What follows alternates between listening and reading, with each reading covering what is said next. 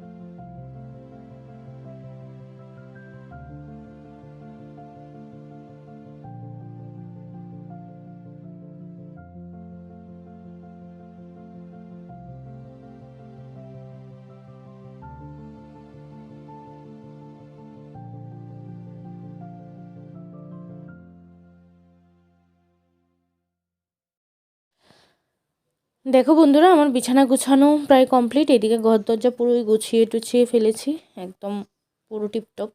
এখন ফ্রেশন আপ হবো, মেয়েকে ফ্রেশন আপ করাবো, তারপর চা খাবো। এই যে আমার ঘর দরজা একদম টিপটপ করে ফেলেছি, সব কিছু গুছিয়ে টুছিয়ে। তারপরে এই যে ফ্রেশন আপ হতে যাবো, ঠিক সেই সময় দেখছি আমার মা এসেছে পান নিয়ে। কি জানি পানের মধ্যে তেল দিয়ে ওই যে কী বলবো, বাচ্চাদের পেট টেট এটা মুছে দিলে মানে ওই যে খেতে টেতে যায় না, গ্যাস অম্বল হয়ে যায় অনেক সময় বাচ্চাদের, তো সেটা ঠিক হয়ে যায়। তো মা যখনই আমাদের বাড়িতে যাই বা আমরা যখনই এখানে আসি, তো মা সেটা করে দেয়। দিদির ছেলেকেও করে, আমাকেও, মেয়েকেও করে। তো যাই হোক, মা পেট মুছে দিল মেয়ে। তারপরে এই যে ফ্রেশন আপ হয়ে গেছি, মেয়েকেও ফ্রেশ করিয়ে দিয়েছি, তোমাদের একটু শেয়ার করে দিলাম আমার লুকটা। তারপরে এই যে চা বিস্কিট নিয়ে বসে পড়ছি, গরম গরম ধোয়া উঠছে চা আর বিস্কিট। তো চা বিস্কিটটা খেলাম, খেয়ে ঘরে আসলাম। এই দেখো, বাইরে তো এত পরিমাণে রৌদ্র উঠেছে, মানে একদম গরম মানে শুরু হয়ে গেছে। মেয়ে সোয়েটার টোয়েটার সবই খুলে দিয়েছি।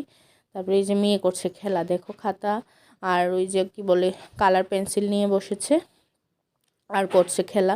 আর আমার দিদির ছেলেও সেম খেলা করছে। আর ওরও না স্কুল বন্ধ দিয়েছে, উইন্টার ভ্যাকেশন চলছে ওদের, তো খুলে যাবে। আর 16 তারিখ মনে হয় খুলবে, 16ই জানুয়ারি খুলবে ওর স্কুল। তো এই দেখো, ও দুজন মিলেই খেলা করছে। তো ওরও স্কুল বন্ধ, আর আমার মেয়ে তো ছোটোই। তো দেখো, ওরা দুজন খেলাধুলা কমপ্লিট হয়ে গেছে। তারপরে এইদিকে মা দিয়েছে ওদেরকে ব্রেকফাস্ট, সকালের ম্যাগি দিয়েছে দুজনকেই। তো এ তো বসে আছে বিছানার উপর, আর রোদ্দুর বসে আছে ম্যাগির বাটি নিয়ে নিয়েছে। ও নিজে নিজে খাবে, আর আমার মেয়েকে তো আমার খাইয়ে দিতে হয়। তো এই দেখো ঘড়িতে সময় দেখো কয়টা বাজে এখন, তো 10:30 বাজে। বাইরেটা একদম ভীষণ রোদ ঝলমলে। তো মেয়েকে ম্যাগি টেগি খাইয়ে দিলাম, তারপর বাইরেটা রোদ ঝলমলে। তো ম্যাগি খাওয়ানোর পর মেয়ে আবার বসেছে খেলা করতে। তো সেই সুযোগে আমি যাই, গিয়ে একটু জলটা গরম করে ফেলি, স্নানের জলটা, যেটা আমি কাঠের জলে গরম করি।